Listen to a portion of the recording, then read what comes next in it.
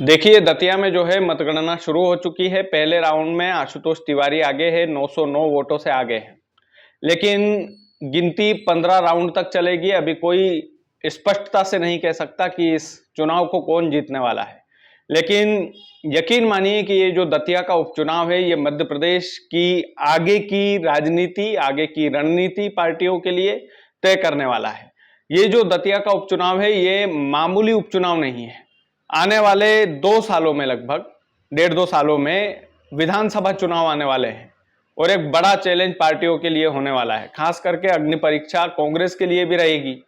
तो इस दतिया के उपचुनाव में कांग्रेस के लिए अग्नि परीक्षा तो है ही, लेकिन भारतीय जनता पार्टी के लिए भी अग्नि परीक्षा है, क्योंकि आशुतोष तिवारी नए चेहरे को मौका दिया और दतिया में उनको कोई जानता नहीं था, उनको मौका दिया। यदि नए चेहरों के साथ भारतीय जनता पार्टी मध्य प्रदेश में चुनाव जीत जाएगी, क्योंकि आने वाले वक्त में भाजपा उस हिसाब से रणनीति तय करेगी कि हमें नए चेहरों को मौका देकर के राजनीति करना है या फिर हमें पुराने खिलाड़ियों को ही मैदान में रखना है।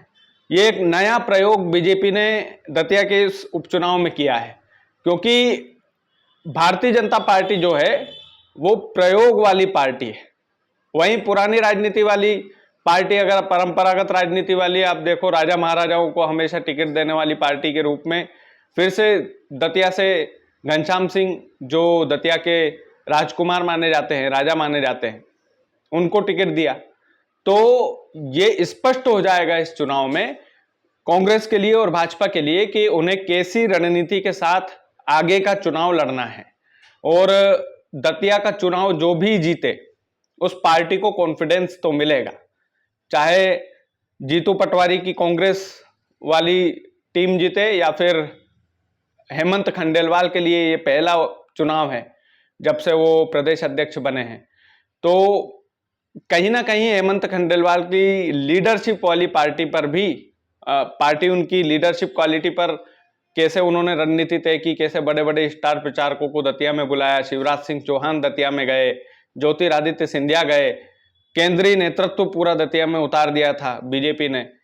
नरोत्तम मिश्रा ने कितना साथ दिया, कितना नहीं दिया। नरोत्तम मिश्रा की राजनीति भी इस दतिया के उपचुनाव में, उपचुनाव के नतीजों के बाद तय होगी कि उन्हें आगे लोकसभा में भेजना है कि नहीं भेजना है।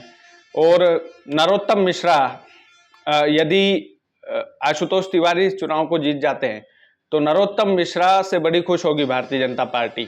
और ये जो एलिगेशन, ये जो आरोप लगातार उन पर लग रहे हैं कि नरोत्तम मिश्रा जो है दगाबाज आदमी हैं, उन्होंने सांठगांठ कर ली चुनाव के पहले, तमाम सारे विपक्षी नेता जो है उन पर आरोप लगा रहे हैं, ये आरोप भी सिद्ध होंगे इस चुनाव के नतीजों के बाद। लेकिन ये चुनाव बड़ा इंटरेस्टिंग मोड़ पर है और 15 राउंड में गिनती पूरी होगी। लेकिन जिस भी पलड़े में ये चुनाव जाएगा, जो भी पार्टी इस चुनाव को जीतेगी, वो मध्य प्रदेश की जीत का दावा भी करेगी। आने वाले भविष्य में मध्य प्रदेश का चुनाव बड़ा इंटरेस्टिंग हो जाएगा यदि कांग्रेस इस सीट को ले जाती है तो। लेकिन आसार जो है, हमारे एग्जिट पोल ने शुरुआत में ही भारतीय जनता पार्टी को बताया था, लेकिन उस एग्जिट पोल में देखना होगा कि वो सही निकलता है या नहीं निकलता है।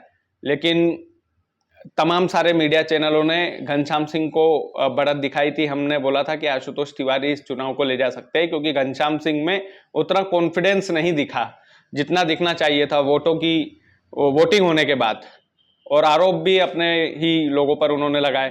खैर, जो भी नतीजे हों, नतीजे जिस भी पार्टी के हक में होंगे, वो पार्टी मजबूती से आने वाले विधानसभा चुनावों में अपना दावा ठोकेगी, इस बात की गारंटी लिख लीजिएगा। बाकी दतिया के इस उपचुनाव पर आपकी हमारी सबकी नज़र बनी रहेगी, नतीजों पर हम सबकी नज़र बनी रहेगी। एनालिसिस उसके बाद जाहिर सी बात है करना चाहिए। मध्य प्रदेश की राजनीति का भविष्य क्या होने वाला है उसका एनालिसिस करेंगे। लेकिन अभी तो यूँ मानिए कि गिनती शुरू हुई है, आगे आगे देखते हैं होता है क्या। बाकी वीडियो को ज़्यादा से ज़्यादा शेयर कीजिएगा। चैनल यदि आपने सब्सक्राइब नहीं किया है तो प्लीज़ कर लीजिएगा। बहुत बहुत धन्यवाद।